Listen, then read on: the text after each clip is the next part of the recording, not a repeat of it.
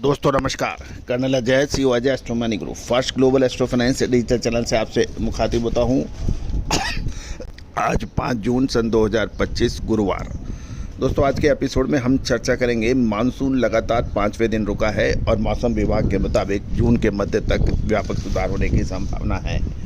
दोस्तों आपको याद होगा चंद दिनों पहले हमने आपको मानसून के ऊपर हमारा अग्रिम विश्लेषण दिया था कि मानसून खंडित हो चुका है और ये भारतीय मौसम विभाग के अग्रिम विश्लेषण जिसमें कहा गया था इस बार बारिश औसत से अधिक होगी और 108% तक की घोषणा की गई थी।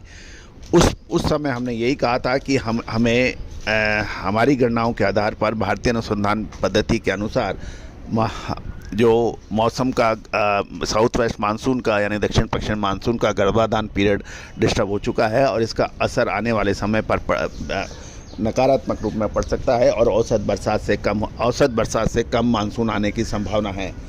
दोस्तों उस वक्त काफ़ी लोगों ने भारतीय अनुसंधान पद्धति का मजाक भी उड़ाया था और अनेक बातें की थी, लेकिन हमने यही कहा था कि ये तो समय बताएगा कि कैसा क्या होगा। लेकिन अब खबर निकल के आ रही है कि मानसून लगातार 5वें दिन रुका और मौसम विभाग के अनुसार जून के मध्य तक व्यापक सुधार होने की संभावना है।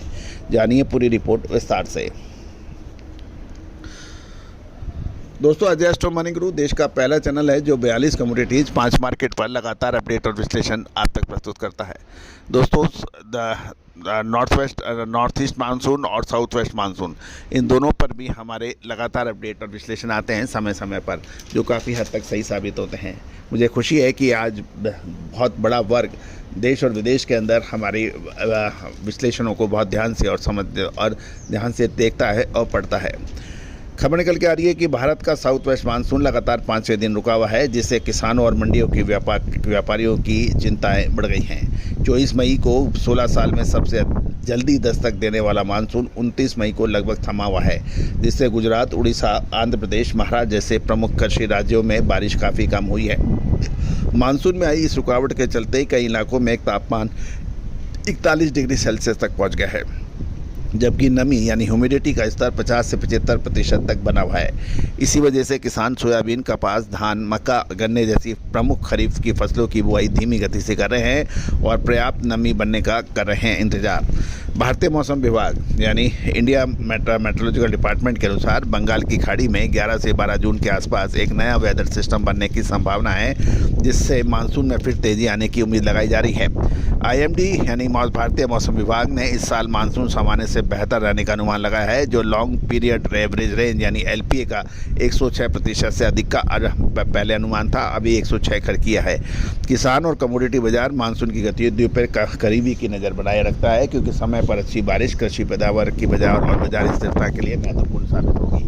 दोस्तों हमारे एपिसोड आपको कैसे लगते हैं, आप अवश्य अपनी राय दीजिए। साथ साथ राजस्थान के अंदर अनेक जिलों में बारिश होने के भी समाचार हैं और मौसम ठंडा हुआ है।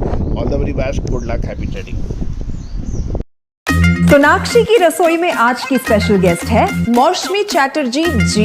ये जी नहीं, मौसमी आंटी। ओके आंटी मौसमी, तो आज आप क्या बनाएंगी? मैं क्यों बनाऊं? मैं तो गेस्ट हूँ, आप बनाओ, हम खाएंगे। एक्टिंग में तो हिट हो, अब खाना बनाओ सुपर हिट। ठाट से बनाऊंगी खाना, है ना द बेस्ट एवरीडे मसाला। आओ बनाते हैं मसालेदार छोले। हर रोज के करी में एवरीडे मसाले, शाही बिरयानी में स्वाद का जायका। पटल पोस्तो और शोषे इलिश भापा।